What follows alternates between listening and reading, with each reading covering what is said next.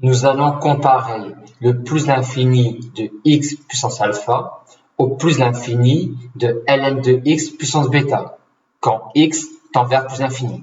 Nous allons en déduire que ces expressions-là, qui sont a priori des formes indéterminées quand x tend vers plus l'infini, n'en sont pas en fait. Ce sont des fausses formes indéterminées puisqu'on connaît en fait leurs limites.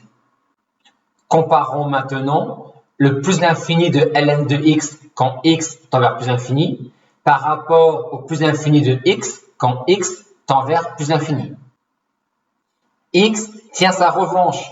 En effet, x est exponentielle de ln de x et donc le bloc ln de x qui tend vers plus l'infini est négligeable devant x qui est l'exponentielle de ce bloc-là.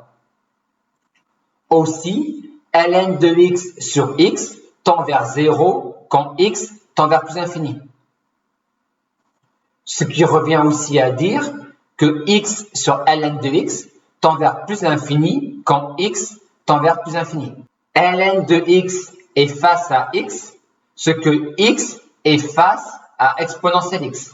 Une fois montré que ln de x est négligeable devant x en plus infini, on va montrer que non seulement on a x puissance n qui est négligeable devant exponentielle x quand x tend vers plus infini, mais que même x puissance alpha, pour tout alpha strictement positif, est négligeable devant exponentielle x quand x tend vers plus infini. Pour cela, on va montrer que x puissance alpha sur exponentielle x tend vers 0 quand x tend vers plus infini.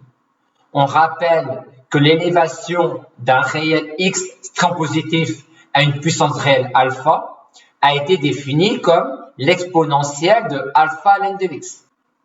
On doit donc déterminer ces limites-là. Grâce aux propriétés de l'exponentielle, on peut tout regrouper sous un seul exponentiel. Et trouver la limite de cette quantité-là revient alors à regarder la limite de cette quantité-là. Nous avons là une différence de deux termes dans laquelle le terme alpha ln de x est négligeable devant le terme x quand x tend vers plus infini. Aussi, la limite de cette différence sera la limite de moins x quand x tend vers plus infini, à savoir moins l'infini. Pour le formaliser, on met moins x en facteur dans cette différence. À l'intérieur, cette quantité-là tend vers 0, et donc la parenthèse tend vers 1, et donc la limite du tout est bien la limite de moins x quand x tend vers plus infini, à savoir moins l'infini. On vient donc de montrer que cette quantité-là tend vers moins l'infini quand x tend vers plus infini, et donc l'exponentielle de la quantité tend vers 0 quand x tend vers plus infini. On a donc montré que x puissance alpha est négligeable devant exponentielle x quand x tend vers plus infini, et ce, quel que soit alpha strictement positif.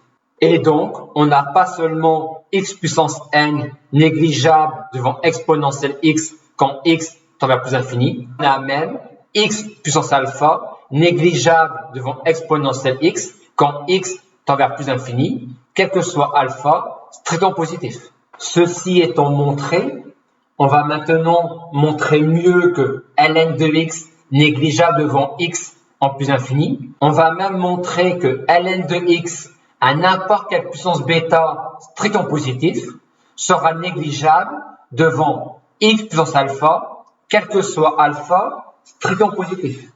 Ceci est immédiat car x puissance alpha est égal à exponentielle alpha ln de x.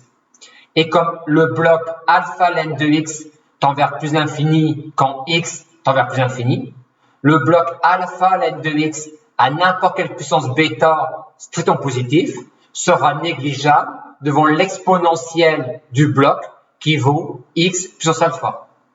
On a donc comparé les plus infinis de ln de x et de exponentielle x quand x tend vers plus infini. Et on a obtenu quand un bloc tend vers plus l'infini.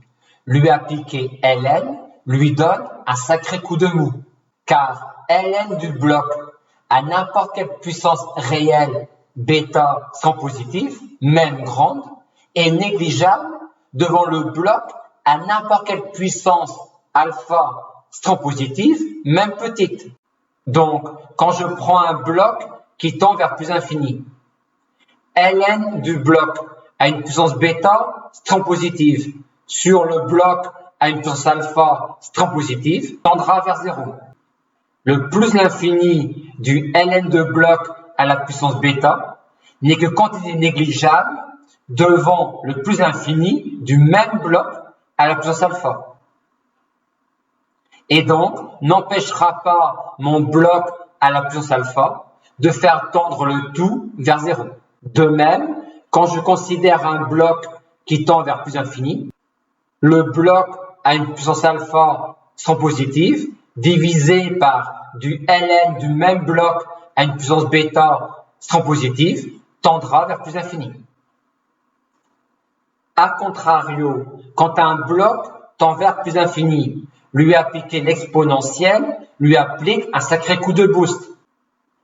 Car alors, le bloc à n'importe quelle puissance alpha strong positive sera négligeable devant l'exponentielle de ce bloc-là. Et la lecture de cette relation de comparaison entre ces deux quantités donne des limites connues à des formes a priori indéterminées, comme nous l'avons déjà dit.